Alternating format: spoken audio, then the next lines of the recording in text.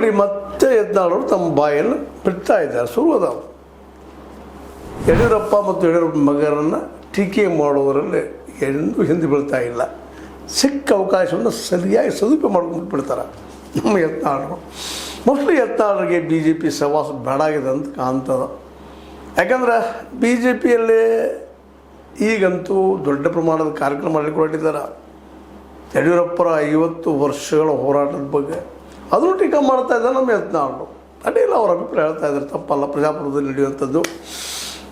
ಆದ್ರೆ ಇನ್ನು ಮರಳಿ ಬಿ ಜೆ ಪಿಗೆ ಇವ್ರನ್ನ ತೊಗೊಳ್ಳಿಕ್ಕೆ ಸಾಧ್ಯದನ ಅಂತ ಒಂದು ದೊಡ್ಡ ಪ್ರಶ್ನೆ ಇವತ್ತು ಎದ್ದು ನಿಂತುಬಿಟ್ಟದ.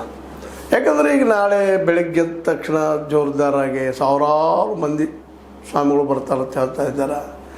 ಅವರನ್ನು ಕೂಡಿಸ್ಕೊಳ್ತಾರೆ, ತಮ್ಮ ಶಕ್ತಿ ಪ್ರದರ್ಶನ ಮಾಡ್ತಾ ಇದ್ದಾರೆ. ಸಿದ್ದರಾಮೋತ್ಸವದಂಗೆ ತಮ್ಮದು ದೊಡ್ಡ ಮಾಡಬೇಕು ಅಂತೇಳಿ, ಡಿ ಕೆ ಶಿವಕುಮಾರ್ ಅವ್ರ ಕನಕೋತ್ಸವದಂಗೆ ಮಾಡಬೇಕು. ಕಾಂಗ್ರೆಸ್ಸಿಗೆ ತಾವು ಬಿ ಜೆ ಪಿಗರು ಅದರಲ್ಲಿ ಯಡಿಯೂರಪ್ಪರಷ್ಟ ಪ್ರತಿಸ್ಪರ್ಧಿಗಳು ಅಂತ ತೋರಿಸ್ಕೋಬೇಕು ಅನ್ನೋಂಥ ಪ್ರಯತ್ನ ಮಾಡ್ತಾ ಇದ್ದಾರೆ. ತಮ್ಮ ಮಗನ ಬೆಳೆಸುವಂಥ ಪ್ರಯತ್ನ ಮಾಡ್ತಾ ಇದ್ದಾರೆ. ಇವೆಲ್ಲ ಪ್ರಯತ್ನಗಳ ಮಧ್ಯದಲ್ಲಿ ನಮ್ಮ ಯಡಿಯೂರಪ್ಪನವರ ಈ ವಿರೋಧಿ ಯತ್ನಾಳರು ಜೋರ್ದಾರಾಗಿ ಮಾತಾಡ್ತಾ ಇದ್ದಾರೆ. ನವೆಂಬರ್ದಲ್ಲಿ ಅಧ್ಯಕ್ಷ ಸ್ಥಾನ ಬದಲಾಗುವುದದ, ಅದಕ್ಕಾಗಿ ಇದೆಲ್ಲ ಮಾಡ್ತಾ ಇದ್ದಾರೆ ಅಂತ ಹೇಳ್ತಾ ಇದ್ದಾರೆ. ಇರ್ಬೋದು, ಇಲ್ಲಂತಲ್ಲ, ತಪ್ಪಂತೇನೂ ಅಲ್ಲ. ಹೌದು, ಭ್ರಷ್ಟಾಚಾರ ಹೌದು, ಆರೋಪ ಅದ, ಜೈಲಿಗೆ ಹೋಗಿ ಬಂದಿದ್ದಾರೆ, ಅದು ಇನ್ನು ಸುಳ್ಳೇನಲ್ಲ. ಇಡೀ ಕರ್ನಾಟಕ ಜನಕ್ಕೂ ಗೊತ್ತದ ತಪ್ಪುಗಳಾಗಿದ್ದು.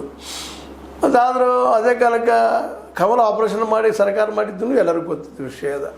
ಅದು ಯತ್ನಾಳರು ಇವುಗಳನ್ನು ಎತ್ತಿ ತೋರಿಸ್ತಾ ಇವರೊಬ್ಬರ ಪ್ರಶ್ನೆ ಮಾಡೋರು ಯಾರೂ ಇಲ್ಲ, ಎಲ್ಲ ಸಜ್ಜನರದಾರ ಅನ್ನುವಂಗೆ ಮಾತಾಡೋದು ಮಾತ್ರ ಯಾಕೋ ಏನೋ ಗೊತ್ತಿಲ್ಲ. ಇರಲಿ, ಮಾತಾಡ್ತಾ ಇರಬೇಕಾಗ್ತದೆ. ಯಾಕಂದರೆ ವಿಶೇಷ ಒಬ್ಬ ಟೀಕೆ ಮಾಡೋಂಥ ವ್ಯಕ್ತಿ ಇದ್ದರೆ ಎದುರಾಳಿ ಎಚ್ಚರ ಇರ್ತಾನೆ ಅನ್ನುವಂಥದ್ದು.